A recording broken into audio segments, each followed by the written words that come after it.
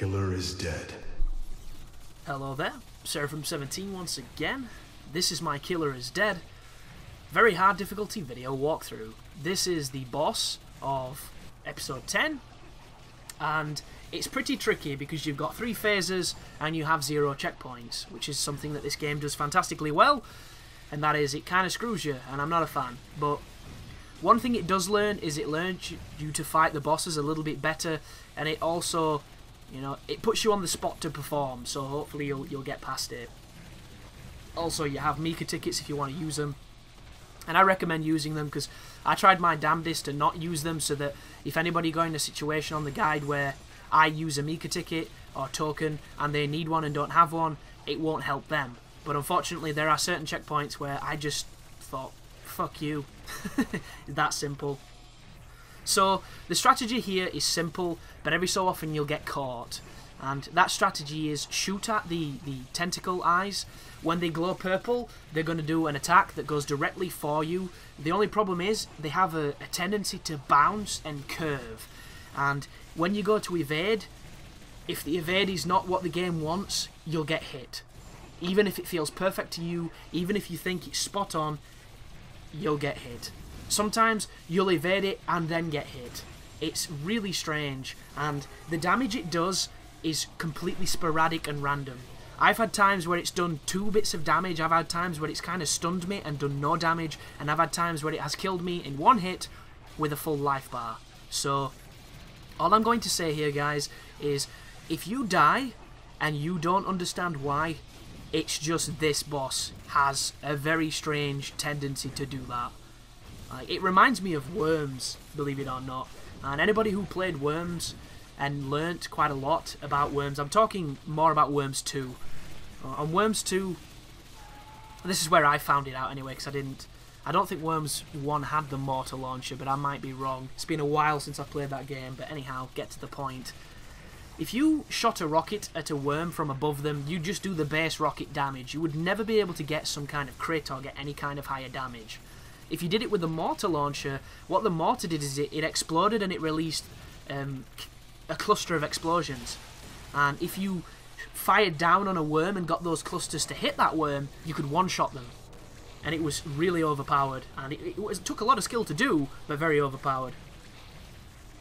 Another tip here, guys, you want to kill both the worms round about the same time, because if you don't, the worm that has been severed is going to start splashing these purple blobs that fire at you.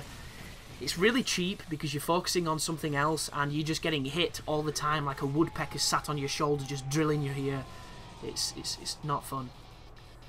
But now that that phase is down, this is the final phase. So I did say 3 phases, and I suppose you could count the 1 tentacle and then both tentacles dead as a phase, but there's only 2 life bars, so that should give you some hope. And this one is easy.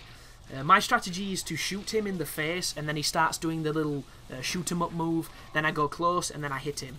And if you're a little bit quicker than I was then, you can do 2 dodges, get away from his sweep. For some reason, I was too slow, or, you know, I don't really know. It just kind of did what it did.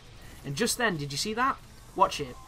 I dodge it, it looks like it hits me, it does no damage, because it seems to have some kind of concussive effect. I'm not a fan of that. I would prefer it to let me just counter, or just don't affect me if you don't hit me kind of thing. But instead it does some kind of encumbrance system, and start hitting him. As soon as you hit him, he starts to do the sweep, so pull back, start shooting him again. As soon as he comes closer, you move in and hit him. So there's a couple of alternatives to this strategy. Shooting him with the gun seems to do more damage than hitting him with the sword, which is something I will never understand, considering the sword is the much more risky choice. And if you strafe left and right accordingly, you can dodge those projectiles for quite some time. It's just there will come a time where you'll either be up against a wall or you'll pin yourself in where they will eventually hit you. So it's kind of this lottery of, do you risk taking a hit to deal a little bit more damage, or do you just mitigate that damage, go close and get a few hits off on him.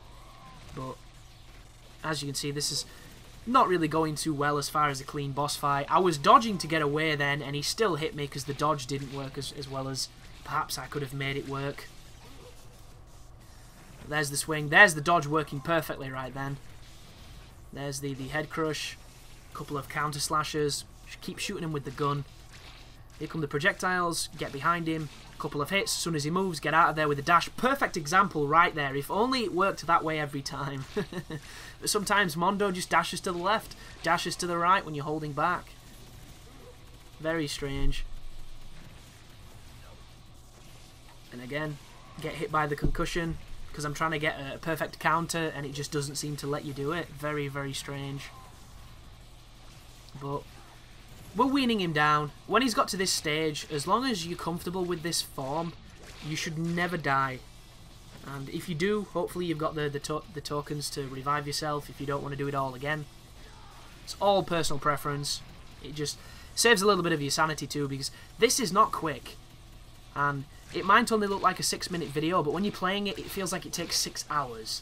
And whenever you notice what you're doing in a boss fight, and you notice how little health you're taking off, I think that's even worse.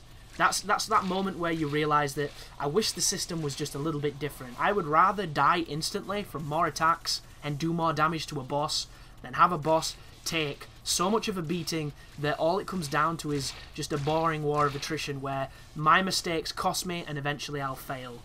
But this move here, all you have to do is evade it, and if you have blood you can counter him, but as you can see I have no blood because this battle has been me shooting him, and this just rears its head of another mechanic I really don't like about this game. Like, what kind of game makes you ration a sub bar to kill bosses? It's so strange. But it's fun, and a lot of people are going to like it. So thanks for watching, and you take care now.